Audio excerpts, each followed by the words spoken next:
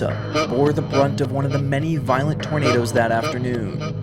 In 90 minutes, this one vortex damaged or destroyed over 5,000 structures, injured over 1,500 individuals, and took the lives of 64 people, the deadliest single tornado since the 1950s in the United States. Those dreaded titles were held for just 26 days.